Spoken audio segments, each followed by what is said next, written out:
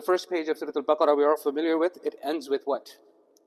أُولَٰئِكَ عَلَىٰ هُدًى مِّن رَبِّهِمْ. After Allah subhanahu wa ta'ala talks about the qualities and the attributes of the muttaqun, those who have God consciousness, those are the ones, عَلَىٰ هُدًى مِّن رَبِّهِمْ, they are upon guidance from their Lord.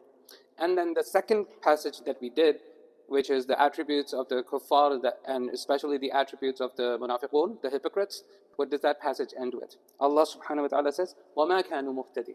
They were not guided. Why weren't they guided? Allah subhanahu wa ta'ala has blocked spirituality to enter their faculties. Allah subhanahu wa ta'ala has blocked their hearing, their sight, and their hearts. Allah subhanahu wa ta'ala has put a seal on their hearts. So what the passages now that follow, we're on the third page of Surah Al-Baqarah now. Allah subhanahu wa ta'ala says, مَثَلُهُمْ كَمَثَلِ الَّذِي اسْتَوْقَدَ نَارًا فَلَمَّا أَضَاءَتْ مَا حَوْلَهُ ذَهَبَ اللَّهُ بِنُورِهِمْ وَتَرَكَهُمْ فِي ظُلُمَاتٍ لَا يُبْصِرُونَ. So Allah subhanahu wa ta'ala here, the first example in the Quran, Allah subhanahu wa ta'ala gives an example, but this example is an allegory. It is an analogy, you can say, or a similitude, or a mithal, or a mathal, as it's known in Arabic and Urdu. So Allah subhanahu wa ta'ala says, مَثَلُهُمْ, their example is كَمَثَلِ الَّذِي اسْتَوْقَدَ نَارًا. Their example is a person who lights a fire. It's dark. They light a fire. فَلَمَّا أَضَاءَتْ مَا حَوْلَهُ.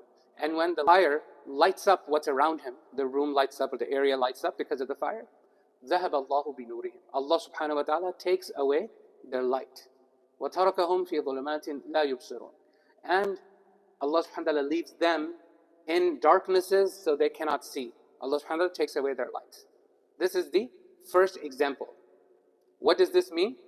I'm going to summarize a lot of the Tafsir of the Mufassirun of Ibn Kathir and Imam al-Qurtubi and Ibn Ashur and others.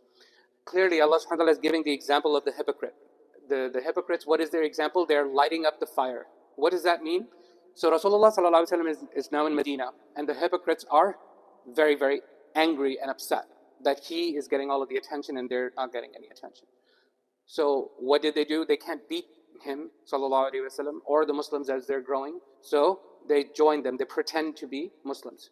So this is what scholars explain. Allah subhanahu wa ta'ala is saying that they light a fire in the darkness, meaning they're hoping, okay, let us go light this fire. They have nur, let us get some nur, let us light up a fire, kindle up a fire, so that we can strike a light. Meaning they pretended to be Muslims. They pretended to pray, they pretend to give sadaqah, they pretend to follow the commandments of Allah subhanahu wa ta'ala as much as they want to, whatever is easy for them, convenient for them. There are so many examples, I don't want to take too long. So Allah subhanahu wa ta'ala says, فَلَمَّا أَضَاءَتْ مَا حَوْلَهُ. When the fire lights up around them, meaning the Muslims are believing that we're really Muslims too, even though we don't really believe, or the Islam is spreading as a result of the nur. فَلَمَّا أَضَاءَتْ مَا حَوْلَهُ ذَهَبَ اللَّهُ بِنُورِهِمْ. Allah takes away their, not the light, but Allah subhanahu wa ta'ala takes away His nur.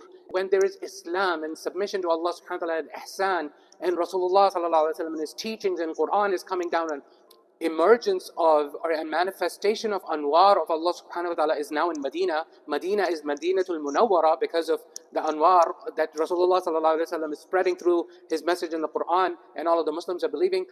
Everything is lighting up. Allah subhanahu wa ta'ala takes away their light.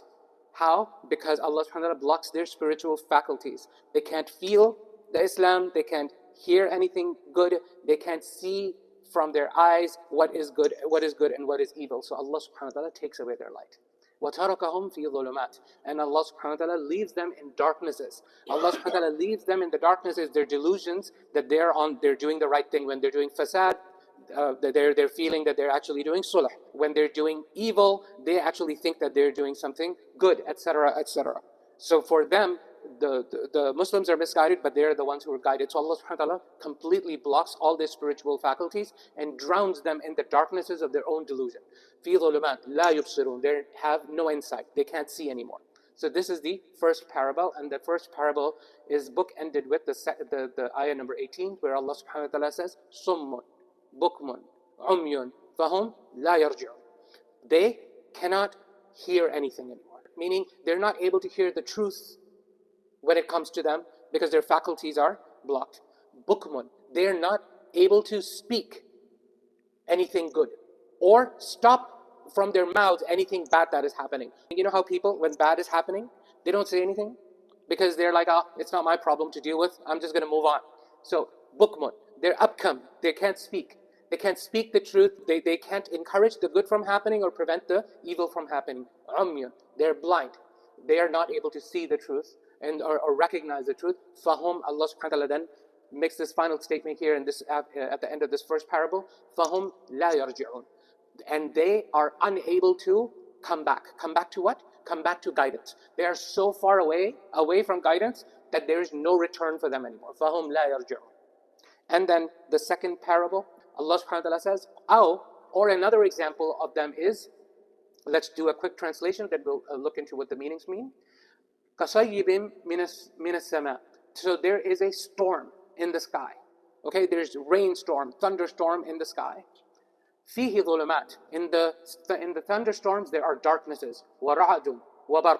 And then there's thunder and there's lightning.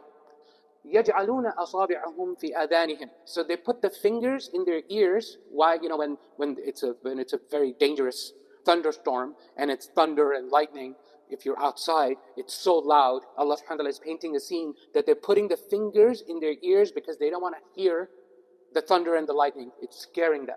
يَجْعَلُونَ أَصَابِعَهُمْ فِي آذَانِهِمْ مِنَ الصَّوَاعِقِ حَذَرَ الْمَوْتِ. From the lightning, because they're afraid to die, that this storm is going to kill them. وَاللَّهُ مُحِيطٌ بِالْكَافِرِينَ. And Allah surrounds the kuffar. Meaning, there's no escape for them. What does this mean? Scholars explain, again, this is summarizing, this is not from me, this is from the scholars. This rainstorm and the water that's falling, the rain that's coming down is the Qur'an. It's the Qur'an. The thunder and the lightning are the warnings in the Qur'an. If you do X, Allah subhanahu wa ta'ala will punish you. There's Jahannam, there's Nar, and there's dhulumat, which means that there's darknesses that people find themselves, and suddenly lightning comes and the thunder comes and you hear it. So they're hearing the Qur'an and they're getting scared. They're like, they put the fingers in the ear, they don't want to hear it. They don't want to hear the Qur'an coming down with its warnings, with its wa'd and wa'id, right? With its promises and the threat.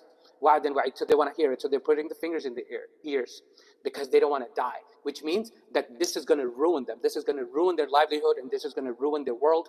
They don't want to hear it. They don't want to follow these commandments. They move away. Wallahu muhitun bil kafirin. Allah subhanahu wa ta'ala says, but Allah subhanahu wa ta'ala is surrounding them anyway. Where are they running away to? They're not going to run. They're not able to run away anywhere just because if they don't want to hear it, they're going to put the fingers in the ear. This Quran is still true. It's still going to come down. And Allah subhanahu wa ta'ala knows everything that's in their heart. Wallahu muhitun bil kafirin. And Allah subhanahu wa ta'ala knows everything about them. Then the last ayah, inshallah, we will cover. Yakadul barqu yakhtafu absarahum. The lightning almost takes away their eyesight. Let's translate and then we'll go back. Kullama adaa lahum mashaw fi. Every time the lightning lights up, it lights up so they can see now, because they were in the darknesses. You go in the rainstorm, it's really dark. The lightning comes. For a moment, you can see what's around you. So when you see what's around you, you're able to find your way and walk. But if there's no lightning, you're not able to see. So you're standing, you don't know where to go. So Allah subhanahu wa ta'ala says, anytime the lightning lights up, كُلَّمَا أَضَاءَ لَهُمْ مَشَوْا فِيهِ. They walk in because they can see. وَإِذَا أَظْلَمَ عَلَيْهِمْ قَامُوا. And when it becomes dark upon them, they stand. وَلَوْ شَاءَ اللَّهُ لَذَهَبَ بِسَمْعِهِمْ وَأَبْصَارِهِمْ. And if Allah had willed, Allah will take away their hearing and their eyesight. إِنَّ اللَّهَ عَلَى كُلِّ شَيْءٍ قَدِيرٌ. And Allah is capable of everything. What does this mean? That the Quran that's coming down, the wa'id and wa'id, the threats are so severe upon them that it almost takes away their sight, meaning it's very intense upon them. Scholars explain. The Quran is really intense upon them. كُلَّمَا أَضَاءَ لَهُمْ مَشَوْا فِيهِ. Whenever there's nur, after the lightning, after the Quran ayat are coming, anytime there are ayat in the Quran then they could deal with, they're okay with, they're easy to follow, they go ahead and follow whatever is convenient for them. When it's convenient for them, it's light now, it's the dark, they were in the darknesses, they're able to walk. But وَإِذَا أَظْلَمَ عَلَيْهِمْ قَامُوا. But when it gets dark, meaning there's ayat now that are coming down that they're not able to comprehend, or they can't follow it because it goes against their evil plans or plots, they don't do anything. They don't follow the Quran. They don't follow the Quran. So Allah subhanahu wa ta'ala says, وَلَوْ شَاءَ اللَّهُ لَذَهَبَ بِسَمْعِهِمْ وَأَبْصَارِهِمْ. And if Allah had willed, Allah subhanahu wa ta'ala will take away their actual hearing and actual eyesight. Before it was Allah subhanahu wa ta'ala was talking about spiritual hearing and spiritual insight and spiritual speech, right? Here Allah subhanahu wa ta'ala is saying Allah will punish them, meaning Allah will expose them in front of the Muslims. If Allah had willed, Allah will expose them in front of the Muslims for them to know that these are the actual hypocrites, and the Muslims will fight them and actually kill them. Meaning Allah will punish them. Inna Allah ala kulli shay'in qadir. And Allah is capable of everything. So bottom line, after this page and a half of what we have discussed on the attributes of the hypocrites, Allah subhanahu wa ta'ala is saying, hypocrisy can start, but there's still hope. Once it reaches a certain state, that there's no return for it, and Allah subhanahu wa ta'ala blocks all of those spiritual faculties. And may Allah subhanahu wa ta'ala protect us from nifaq and hypocrisy, and cleanse our heart and enable our heart to receive the nur and the guidance from Allah subhanahu wa ta'ala, so that we become from أولئك على هدى من ربهم وأولئك هم المفلحون. And may Allah subhanahu wa ta'ala make us from the successful ones. وآخر دعوانا الحمد لله رب العالمين.